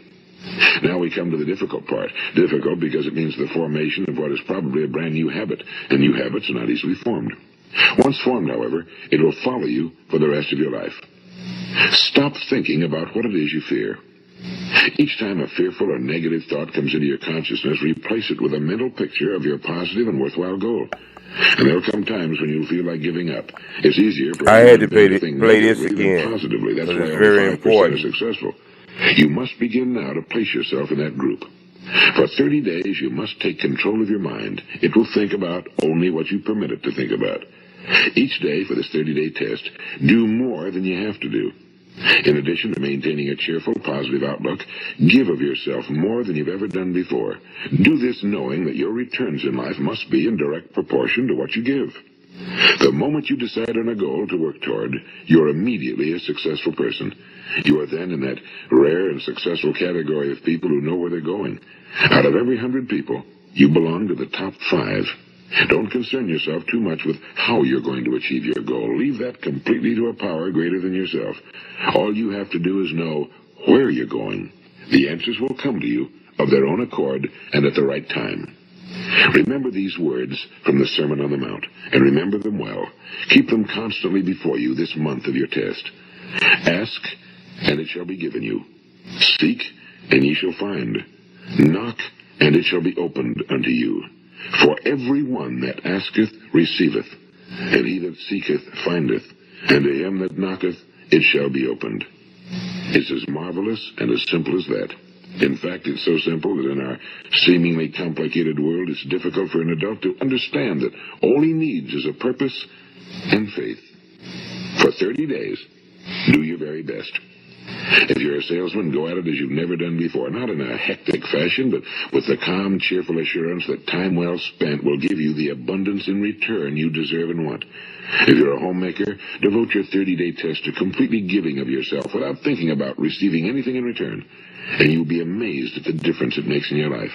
No matter what your job, do it as you've never done it before for 30 days. And if you've kept your goal before you every day, you'll wonder and marvel at this new life you've found. Dorothea Brand, the outstanding editor and writer, discovered it for herself and tells about it in her fine book, Wake Up and Live. Her entire philosophy is reduced to the words, act as though it were impossible to fail. She made her own test with sincerity and faith, and her entire life was changed to one of overwhelming success. Now, you make your test for 30 full days. Don't start your test until you've made up your mind to stick with it. You see, by being persistent, you're demonstrating faith. Persistence is simply another word for faith. If you didn't have faith, you'd never persist. If you should fail during your first 30 days, by that I mean suddenly find yourself overwhelmed by negative thoughts, you've got to start over again from that point and go 30 more days. Gradually, your new habit will form until you find yourself one of that wonderful minority to whom virtually nothing is impossible. And don't forget the card. It's vitally important as you begin this new way of living. On one side of the card, write your goal, whatever it may be. On the other side, write the words we've quoted from the Sermon on the Mount. Ask, and it shall be given you. Seek, and ye shall find. Knock, and it shall be opened unto you. Nothing great was ever accomplished without inspiration. See that during these crucial first 30 days, your own inspiration is kept at a peak. And above all, don't worry. Worry brings fear, and fear is crippling. The only thing that can cause you to worry during your test is trying to do it all yourself. Know that all you have to do is hold your goal before you. Everything else will take care of itself. Remember also to keep calm and cheerful. Don't let petty things annoy you and get you off course. Now, since making this test is difficult, some will say, why should I bother? Well, look at the alternative. No one wants to be a failure. No one really wants to be a mediocre individual. No one wants a life constantly filled with worry and fear and frustration. Therefore, remember that you must reap that which you sow. If you sow negative thoughts, your life will be filled with negative things. If you sow positive thoughts, your life will be cheerful, successful, and positive. Now, gradually, you have a tendency to forget what you've heard on this recording. Play it often. Keep reminding yourself of what you must do to form this new habit. Gather your whole family around at regular intervals and listen to what's been said here. You know, most men will tell you that they want to make money without understanding the law. The only people who make money work in a mint. The rest of us must earn money. This is what causes those who keep looking for something for nothing or a free ride to fail in life. The only way to earn money is by providing people with services or products which are needed and useful. We exchange our time and our product or service for the other man's money. Therefore, the law is that our financial return will be in direct proportion to our service. Now, success is not the result of making money. Making money is the result of success, and success is in direct proportion to our service. Most people have this law backwards. They believe that you're successful if you earn a lot of money. The truth is that you can only earn money after you're successful. It's like the story of the man who sat in front of the stove and said to it, "Give me heat, and then I'll add the wood." How many men and women do you know, or do you suppose there are today, who take the same attitude toward life? There are millions. We've got to put the fuel in before we can expect heat. Likewise, we've got to be of service first before we can expect money. Don't concern yourself with the money. Be of service, build, work, dream, create. Do this and you'll find there's no limit to the prosperity and abundance that will come to you. Prosperity, you know, is founded upon a law of mutual exchange. Any person who contributes to prosperity must prosper in turn himself. Sometimes the return will not come from those you serve, but it must come to you from someplace, because that's the law. For every action, there is an equal and opposite reaction. As you go daily through your 30-day test period, remember that your success will always be measured by the quality and quantity of service you render, and money is a yardstick for measuring this service. No man can get rich himself unless he enriches others. Now, there are no exceptions to a law. You can drive down any street in America and from your car estimate the service that's being rendered by the people living on that street. Had you ever thought of this yardstick before? It's interesting. Some, like ministers and priests and other devoted people, measure their returns in the realm of the spiritual, but again, their returns are equal to their service. Once this law is fully understood, any thinking person can tell his own fortune. If he wants more, he must be of more service to those from whom he receives his return. If he wants less, he has only to reduce his service. This is the price you must pay for what you want. If you believe you can enrich yourself by deluding others, you can end only by deluding yourself. It may take some time, but just as surely as you breathe, you'll get back what you put out. Don't ever make the mistake of thinking you can avert this. It's impossible.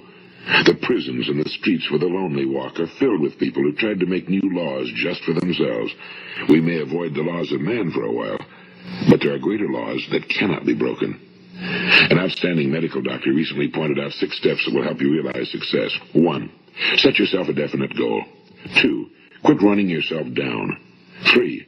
Stop thinking of all the reasons why you cannot be successful and instead think of all the reasons why you can. 4.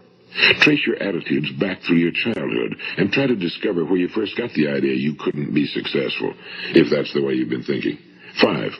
Change the image you have of yourself by writing out a description of the person you would like to be. And 6. Act the part of the successful person you have decided to become. The doctor who wrote those words is a noted West Coast psychiatrist, Dr. David Harold Fink. Do what the experts since the dawn of recorded history have told you you must do. Pay the price by becoming the person you want to become. It's not nearly as difficult as living unsuccessfully. Make your 30-day test, then repeat it again. And each time it will become more a part of you until you'll wonder how you could ever have lived any other way. Live this new way and the floodgates of abundance will open and pour over you more riches than you may have dreamed existed. Money? Yes, lots of it. But what's more important, you'll have peace. You'll be in that wonderful minority who lead calm, cheerful, successful lives. Start today. You have nothing to lose, but you have a whole life to win. The valuable commodity I know of is information. Wouldn't you agree?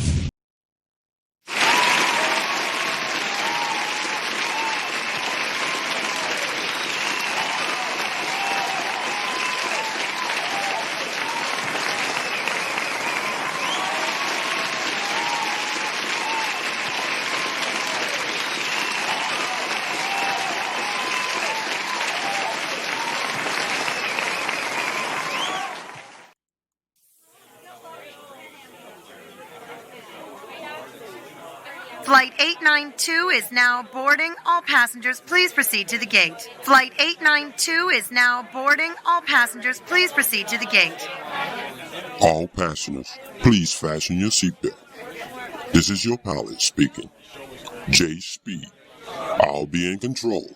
We'll be cruising at an altitude of infinity. Destination, Rollo Street, where there's no racism, sexism, where you always find conditional love. Rollo Street. Thank you for flying J-Speed Airline. Music sounds better with J-Speed.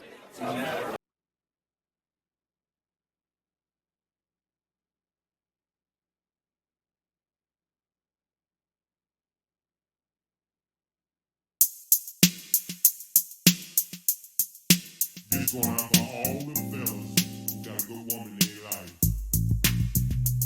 J-Speed gonna take it back as a Hayes style.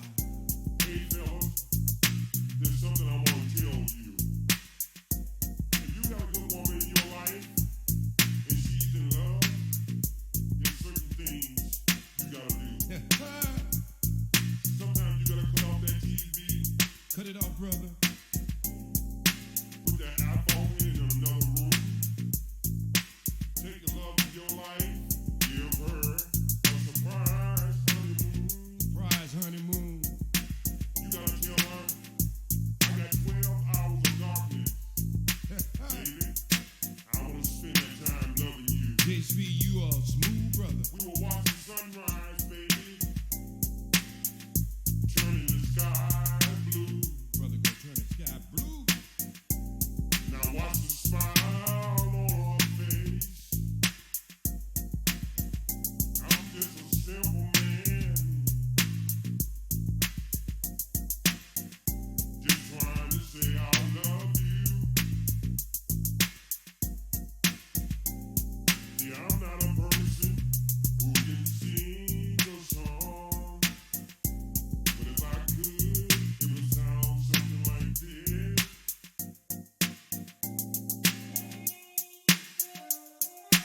Hey, fella.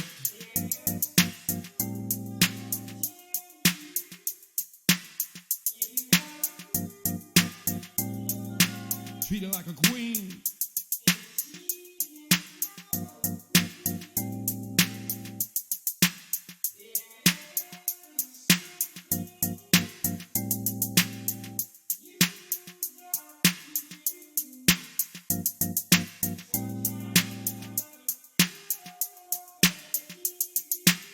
Cut it off, brother. Put the iPhone in another room. Love of your life.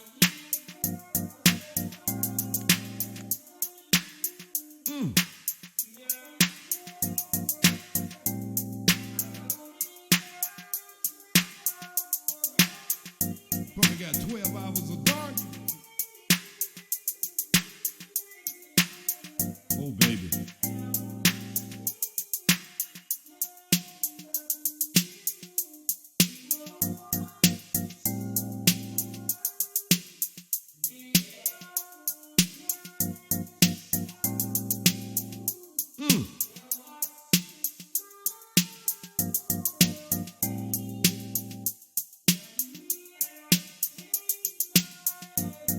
You ain't gotta take my advice.